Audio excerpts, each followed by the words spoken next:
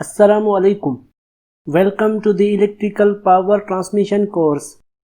Today I am going to explain about the line supports with their types and applications in overhead transmission line. First I am going to define the line supports.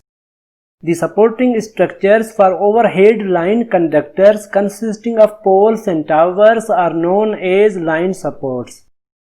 A line support has to perform the following functions.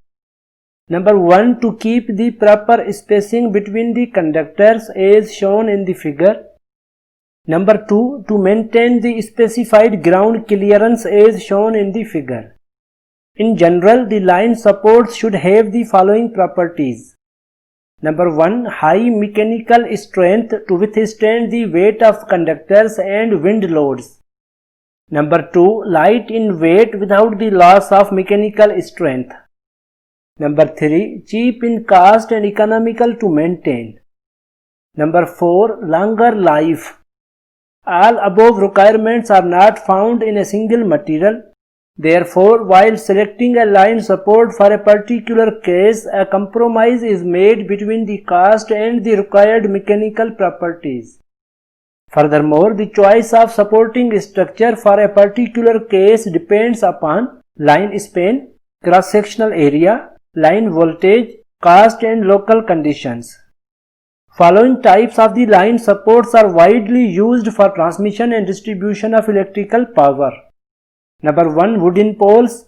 Number 2. Steel poles. Number 3. RCC poles. Number 4. Steel towers. Now I am going to discuss about wooden poles. Wooden poles are the cheapest among all line supports and are easily available. Consider the figures which shows the single circuit and double circuit wooden poles supplying the power. These are made of seasoned wood and are suitable for lines of moderate cross-sectional area for distribution purpose in rural areas. They may be used for relatively shorter spans up to 50 meters.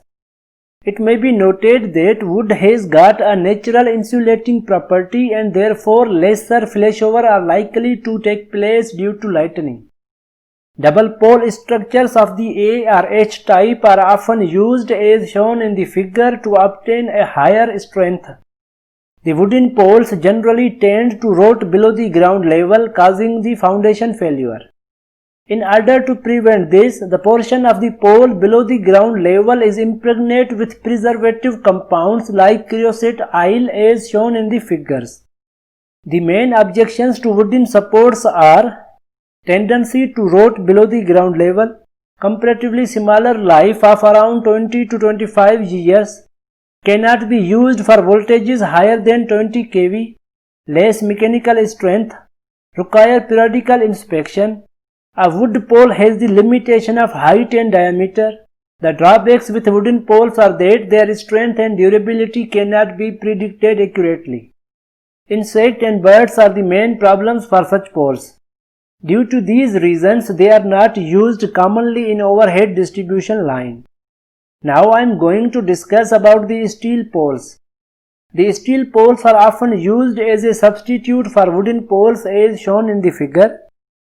They possess greater mechanical strength, longer life and permit longer spans to be used.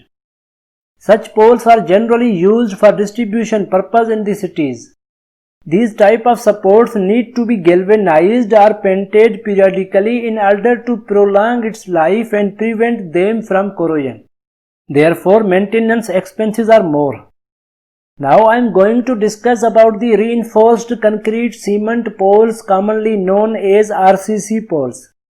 The RCC poles have become very popular as line supports in the recent years. They have greater mechanical strength, longer life and permit longer spans than steel poles as shown in the figure. Moreover, they give good outlook, require little maintenance and have good insulating properties. Figure shows the RCC poles for single and double circuit. The holes in the poles facilitate the climbing of the poles and at the same time reduces the weight of the line supports. It has a longer life than that of wooden pole because of little deterioration. Therefore, its maintenance cost is low. RCC poles are very heavy and are liable to damage during loading, unloading, transportation and erection due to their brittle nature. The main difficulty with the use of these poles is the high cost of transport owing to their heavy weight. Therefore, such poles are often manufactured at the site in order to avoid heavy cost of transportation.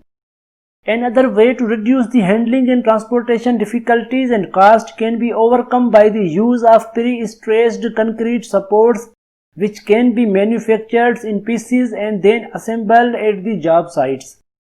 The weight of pre-stressed concrete pole is considerably less than that of reinforced concrete pole. Therefore, the material used is also less. Now I am going to discuss about the steel towers. In practice, wooden, steel and reinforced concrete poles are used for distribution purpose at low voltages of 11 kV. However, high voltage and extra high voltage lines require large air and ground clearance.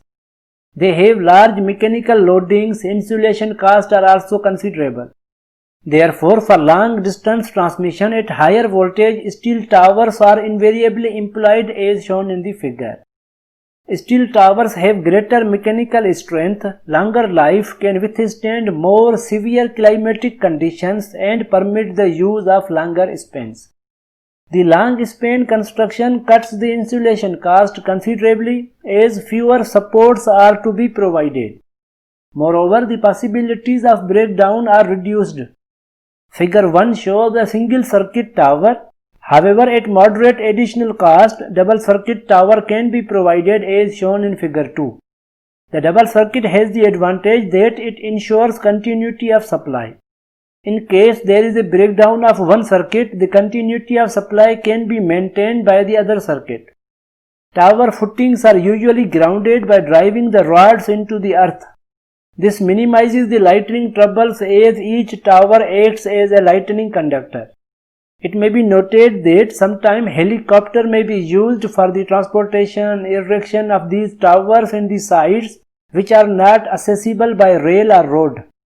Friends, in this lecture I have discussed about the line supports with their types such as wooden poles, steel poles, RCC poles and steel towers with their merits and demerits and applications in overhead transmission line.